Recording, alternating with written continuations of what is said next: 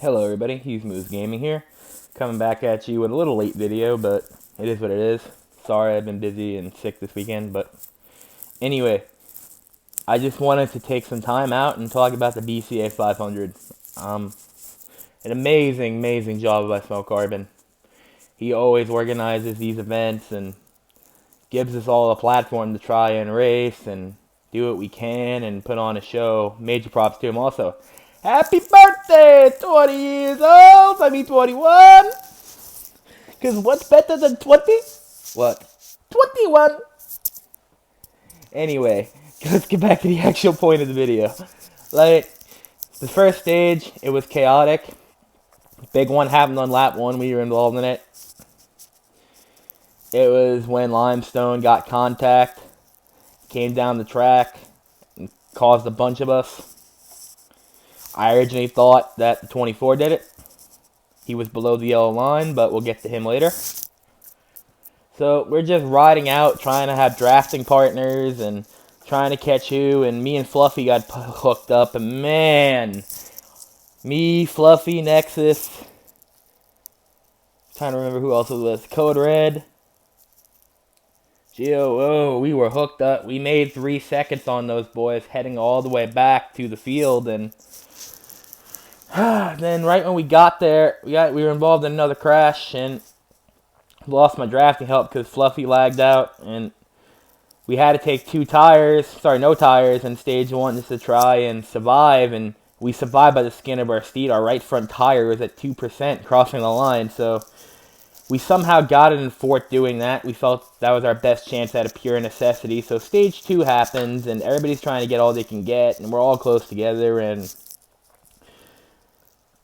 I'm working, and like DP goes to the bottom in stage 2, and he goes below the yellow line. And keep in mind, there's no yellow line rule, but people got to use their heads, and he wasn't using his. He says, "Oh, okay, this person I have beef with. If I go under the yellow line, go into turn 3, full throttle him, and take out some cars, they're gonna blame Hughes." That's probably what he was thinking. But it is what it is. Stage 2 happened, and we had a pretty good group, man. It was me, Taz, Workman, BFM. I mean, us four, we're up there all night long. No matter what and everything. Tight pit stops happened. Me and Workman took 2 tires. That was all organized in a private Twitter chat, by the way. We weren't even the same party, but yet me and him were working so well through the race. Even in stage 2, when we both came out in 2 tires, I got out in front of him somehow. I went and let him by because I'm like, oh, alright. We're working well here. We're not in a party. Let's be courteous. And I know he would do it for me. And we had a great race there. We had a good finish for stage 2, which he got us by a nose. So then stage 3 happened, and DP went crazy. Absolutely went crazy. Like, it took away from a great stage. It took out Super Squad. It took out Frank, Code Red. It took out a lot of good cars. And guys that were trying to get back into the race who were a lap down, 2 laps down, whatever it was, it eliminated their chance to actually get a good finish or do anything. And then, this is how much of a joke he is. He's been a joke ever since last November. He's been an absolute joke in this community. You can't trust the guy. He'll leak your DMs to everybody. The Ultimate 23 Dragon situation. You can't trust him on track. He is, in the Support the Troops race, he was doing stupid stuff too. And like, my thing is this. It's a 500-mile race. These races are long. There's no need to force the issue. There's no need to stick your nose in there this early. Just sit back and ride until you have the help and go for it. You don't need to go below the yellow line, and you don't need to force somebody in corners.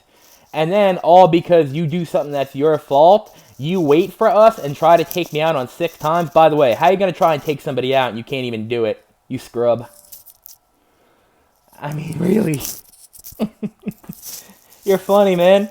Because even the one time you did get me, we were in the inside wall, I still got help, and we still made a charge. No one did anything to you, and then you got to race Workman dirty? Come on, dude.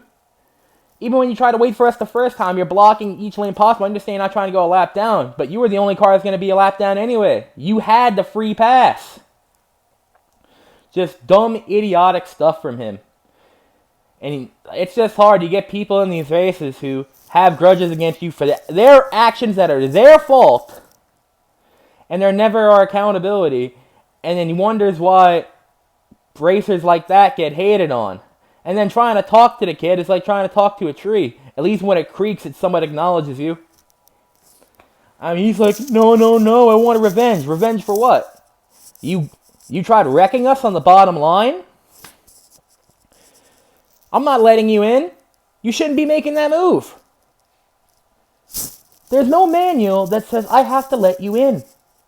And I know nobody else would have either. Let's get that straight. You have a bias and problem against me that you and other people in this community have tried to go out and cash their own checks. It's wrong. It's absolutely wrong.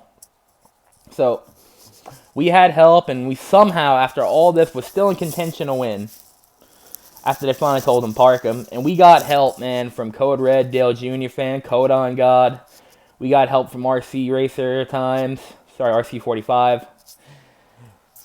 We got help from all those guys. We got help from Stage 3, man.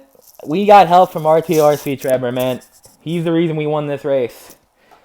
He was our Earnhardt while also trying to push for us and make sure that we were good. And we couldn't have won this race without him. And if me or Taz or if we would have won this race if we were in the same party, it's basically like a teammate winning. And yes, there's no teams when it comes to these individual races, but at plate racing, you got to have a lot of friends, and my friends are there for me. So we're coming towards that last cycle of pit stops, and Taz got shuffled out of line there, and I saw him, and it was me, him, and I think it was 3 other cars, Dale Jr. fan, RC, Code Red, try to remember who else the other one was. Gio and Frank, we all got hooked up with limestone butter, and we blew by freaking Darian and Workman with 6 to go, and it was just blocked for your life after that. I mean, then we had a heck of a finish, man. That last lap, we're coming down the backstretch. I thought I was going to poop my pants, man, to be honest. I mean, then we were holding it back, and B and Workman, BFM, Taz, we had an amazing race, all race long, and props to every single one of those guys, and props to everyone who competed in this race that didn't act like a buffoon, but we're just so fortunate to win. But this isn't a myself win, this is a team win. This is for the friends. The friends helped me out. And any race that's at a plate track, if you win, you got to thank your friends. So thank you, Frank. Thank you, Gio. Thank you, Limestone. Thank you, Workman. Thank you, Mateo. Thank you, Code Red. Thank you, Dale Jr. fan. Thank you, Code on God. Thank you, RC. Thank you, Brett. Thank you, Nexus. Thank you, Fluffy. Thank you. Thank you so much for the support. Thank you for working with me in the race. And I know one of us had to get that trophy, but this isn't my trophy. This is your trophy, too. Thank you all so much.